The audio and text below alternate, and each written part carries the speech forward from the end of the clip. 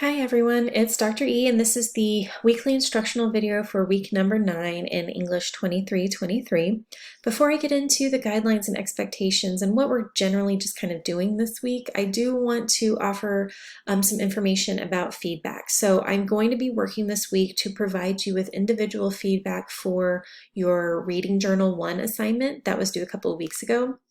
I'm going to do that so that you'll have a chance to look at the feedback so that you can make any edits, corrections, changes to your next reading journal, because your second reading journal is due at the end of this week. So I want you to have feedback before you submit, another one without, you want to be sure that you're moving in the right direction. And the only way to do that is with my feedback. So I'm going to work on that this week. So just be patient and I'll post when those things are ready to go. So if we go into the content area of D2L, I'm going to scroll down. This is week number 9 and it has all the information. So for this week, we're finishing up The Strange Case of Dr. Jekyll and Mr. Hyde. Okay. And I put, just as a reminder, this needs a separate journal entry than the last week. So you should have one journal entry for the beginning part of the text up to the last night, that section entitled, quote, the last night, and then have a separate entry in your journal for this week. Okay. And then I put your reading journal is due next week. So we're into next week, right? So on Monday, as usual, watch all the instructional videos. There are 2 supplemental videos this week, so just be patient and take your time. This is because I wasn't able to really get into Arthur Conan Doyle's story last week. We have our paper topic post, our participation quiz, and a reading journal. So it's a heavier week, but I've made some updates that I hope will be helpful. So your paper topic post is due by 11:59 p.m., but I'm actually extending the deadline, and I'll get to why in just a second. But, if those of you who need to or want to, just look at Thursday as the due date so it's off your plate.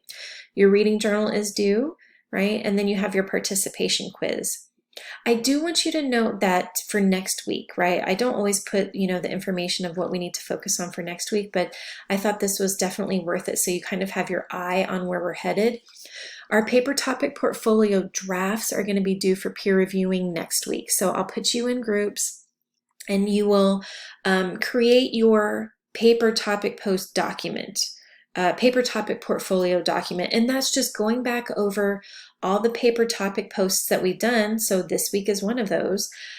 You're going to revise them and edit them, and then just add a paragraph for each. So most of the work you've already done. It's just about getting everything together in MLA formatting and making sure that you have your work cited and all that. So if you need to, definitely review the guidelines in the video, which are going to be posted right here, of course.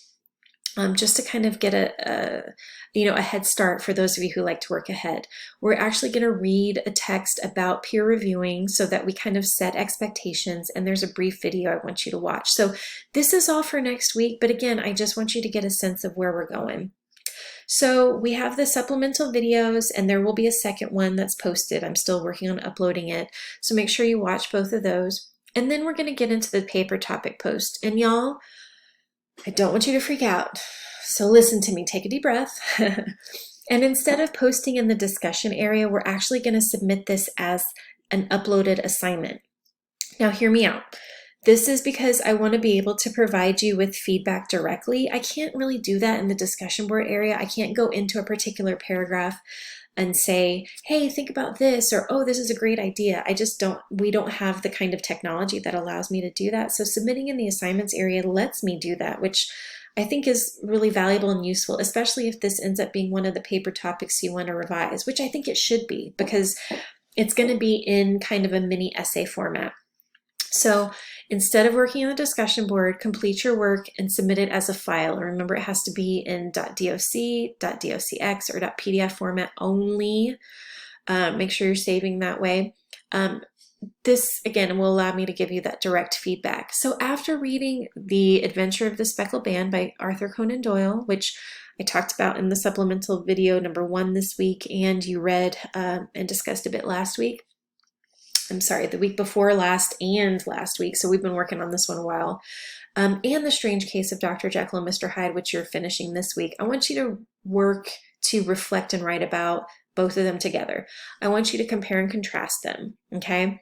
So I say that this is kind of adhering more to essay writing, but I don't want you to freak out. I really want you to imagine that this is a discussion board post. Just because it's typed up in a document that you upload doesn't mean that it bears more weight or that my grading will be different. It just means that it's structured a little bit differently. That's it, okay?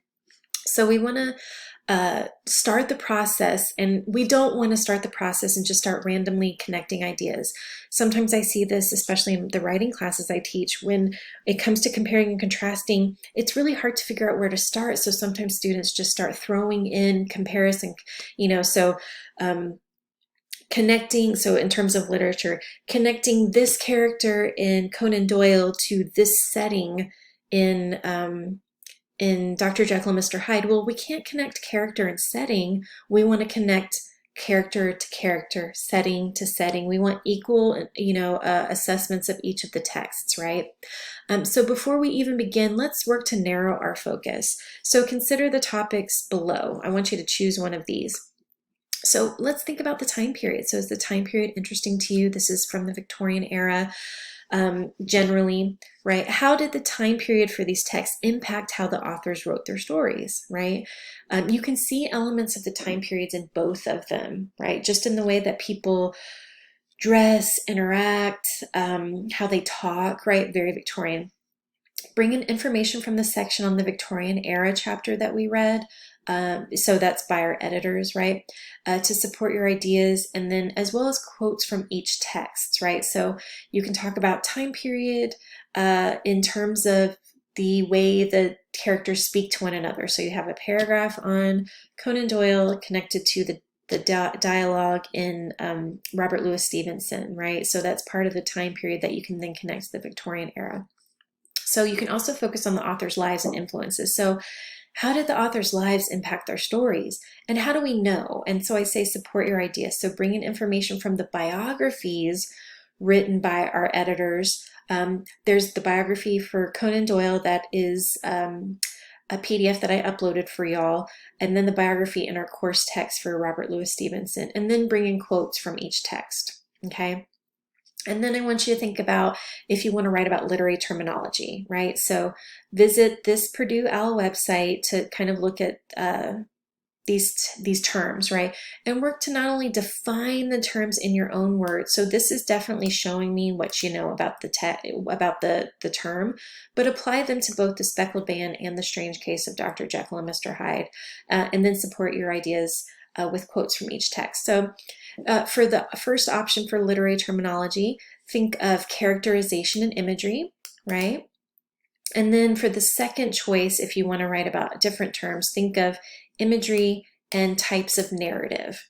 Okay, so either choose one of these or the other if you want to play with literary terms, or choose about authors' lives, or choose about time periods. Okay. I put here that, when you compare and contrast, right, you want to give equal space to both texts. So if you apply Conan Doyle's life to his short story, if you connect Conan Doyle's life to the Speckled Band, you'll need to do the same amount of analysis and writing for Stevenson, right? So we want to have an equal assessment or analysis of each. If you want to apply characterization and imagery to the text, give equal space to both. Okay, so for example, one paragraph that connects the imagery in both texts, right? So in one paragraph, you talk about the imagery and you pull in some brief quotes from both Conan Doyle and Stevenson's text, right? And then maybe you have a whole paragraph about characterization from Doyle's work, and then a whole paragraph about characterization from Stevenson's work. So you're giving equal weight. You're not writing 4 paragraphs on Stevenson's work and imagery or characterization, and then one really quick, brief discussion about Doyle's work. We're giving equal weight to each text. You don't want to have a lopsided mini essay, right? So strive for a standard 5-paragraph essay. We're going old school, but I put that you don't need to have an introductory paragraph. You can just jump right into your analysis, because I know that you're comparing and contrasting. You don't necessarily have to set that up for me. But I do, however, want a concluding paragraph. I really want to see how you're tying all of your ideas together. Okay, so 5 paragraph is kind of the minimum. You're free to write more. Some of you will need to write more or want to write more. So, but I say 7 paragraphs max. That's plenty.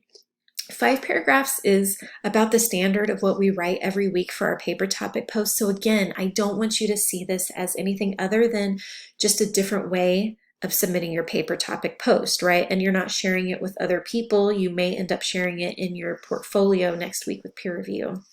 So please follow MLA formatting guidelines with a 12-point font, Times New Roman, 12, a heading, header, double space.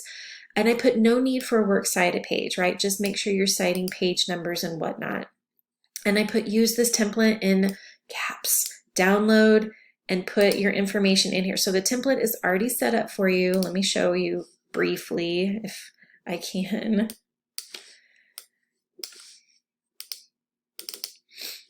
Eventually my Microsoft Word will start working. Okay, so again, you just put your name here, double click up here and put your last name here. Just delete that. You can leave all of this. And then I put, make sure you're indenting your paragraphs. Remember to include information. So I put a few reminders in here. So just download this and use it. Okay. So I put, because I'm asking a bit more of you with this assignment than other weeks, I'm pushing the complete due date back. So you have time to compose and edit your work if needed. So I do want you to remember though that you have quite a bit going on this week, right? You have your participation quiz and your reading journal due by Sunday. And the ultimate deadline for this is Sunday by 11:59 p.m. Okay, so I'm setting the initial due date that you'll see as Thursday, because that's when our paper topic posts are due, right? But there is going to be an extension period until Sunday at 11:59 p.m. I will not deduct any points if you submit after Thursday. Okay, that's just, I want Thursday to kind of be your goal. If you can get it in by then, that's great. I'm going to stop right here briefly and say the random word for this instructional video is book. Yeah, book like our course text, right? We have a different book than your other classes. Okay, and I lost my train of thought, of course. Anyhow, so Sunday is the ultimate deadline. There's not going to be an extension period after Sunday, so it's a hard deadline at 11:59 p.m. So make sure you're keeping all of these things in mind. That's why I say just shoot for Thursday if at all possible. And I put, as always, be really careful to avoid plagiarism. Any work that you submit in the assignments area is run through the Turnitin program. That's where I give you feedback, but it also runs everything through for plagiarism. So just be really careful. We don't want to have to address plagiarism. Here is your week 9 quiz that's due on Sunday and your reading journal that's going to be due again. So I can't put the whole thing in the frame. So you have the biography for Conan Doyle and then the short story of the Speckled Band. So you need entries for both of these. Make sure you're giving credit to whoever or whatever organization wrote these things. Of course, we know who wrote the Speckled Band. You have the biography by our editors for Robert Louis Stevenson. And then you have one entry for the beginning of The Strange Case of Dr. Jekyll and Mr. Hyde, and that's up to the last night. And then you have another entry for this week's reading, right? So altogether you have 5 entries for this particular reading journal. But like I said, I'm going to work on those grades to get you feedback so that you can take a look at all that information before you go to submit. And so a lot of things going on this week, but hopefully you can take some time to spread everything out and don't feel overwhelmed. And y'all, I can't stress this enough. This is a paper topic post, right? It's not, you know, a more formal assignment. It's just you're submitting it in a bit more of a formal way, only so I can give you kind of line by line feedback where necessary. Okay, so just look at it that way. All right, if you have any questions, as always, you can shoot me an email or post in the Q&A area of D2L. But good luck this week. Just take it step by step. You've got this.